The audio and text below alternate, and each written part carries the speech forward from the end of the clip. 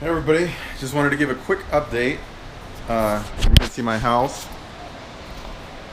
I know it's kind of loud in here, but everything flooded, so we definitely had to. Hey baby, say hi. We definitely had to remove all the drywall and everything else. So that was interesting. And now I will take you out here and show you WRX, which is flooded too, by the way. Open the garage. First off, you see all this stuff. That's all stuff that came out of the house. This is my rental I got right now, Grand Cherokee. So I went from having 2 cars to 0 cars. So that sucks. And this is all the stuff from the house that needs to be replaced. You see my surround sound, Xbox, PlayStation, all kinds of stuff, and it smells gross in here. And here's the WRX.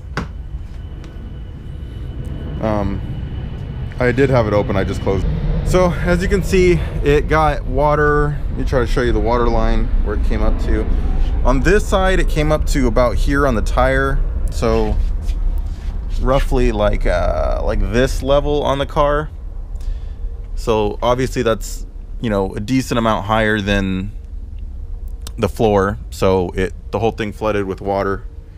You can see the water line right there, and oh my god, it smells so bad in here. You can see mold growing on the seats, mold growing everywhere on the car. And I neglected it a little bit because the whole house was flooded. So my kids and making sure we had a place to live essentially was took priority over making sure my WRX was good. So let me show you on this side here. You can see the water level on this side came quite a bit higher. It came to I'm not sure if you can see that line, but just right above this thing, maybe an inch above that thing. So that's quite a bit of water.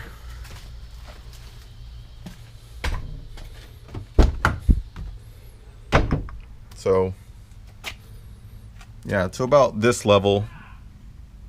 So I'm not sure if it's gonna be totaled or what. All I know is this thing smells absolutely awful.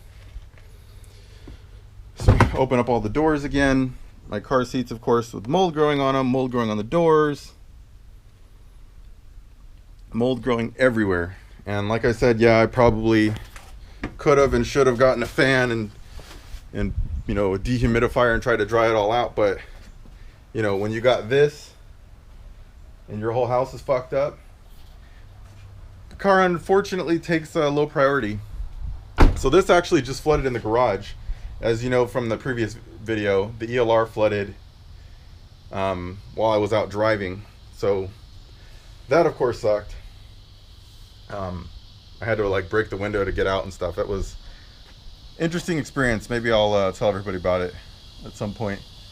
It was like The Walking Dead getting home with the like I paid some kid to give me a ride, and that kid was super cool. Like I don't think he really did it for the money, but my wife told me my house was flooding shortly after I made that video. So I was like, oh my god, I gotta get home. And it was interesting to say the least, getting home.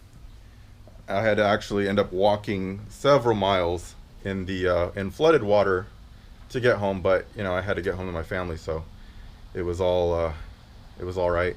So this flooded in the garage. I don't know how high that is. Maybe what, a foot?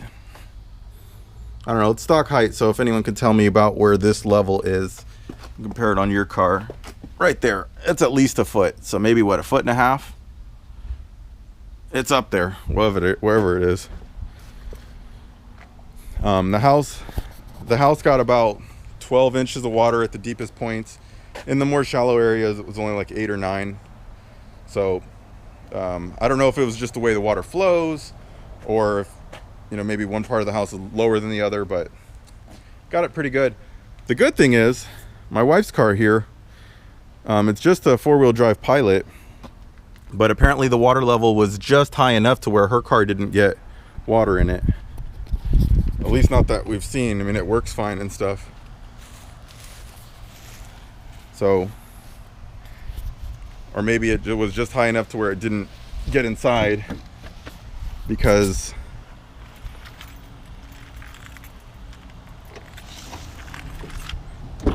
this car has like a big lip right here. So as you can see, for the water to get in, it would have to be beyond this point essentially, which is probably, I would say that was probably on the very edge of where the water came. So it probably was like within half an inch or something to that level. So we lucked out there, or else we would have no car. We'd go from 3 cars to 0. But right now I got my rental, and we will see what's going to happen to this guy. I kind of hope it's totaled. I kind of don't hope it's totaled. I don't know how it could ever be the same. I mean, it's got mold growing on the seats, probably mold growing everywhere on the car. There's mold growing. It is absolutely disgusting. It's like disgusting having the door open. That's why I close it all the time, because it makes the whole garage smell. So, yep, that has been my week. Everything in here is destroyed, or most everything. A few things were high up, but basically everything was destroyed. All my tools, I mean, just everything. My factory intercooler, that thing fell over, so I'm sure that's ruined. But anyway, that's been my experience. We'll see what goes on with this car. The Cadillac's definitely flooded, but maybe this isn't. I guess we will have to see. If it isn't flooded, then we will, I guess they'll just clean it up and give it to me. But that's really scary for the amount of water and mold and everything in the car. I can't imagine them being able to like get all that out. But tell me what you think. Maybe, I'm sure there's someone in here that knows a little bit more than me about insurance, but that's really scary.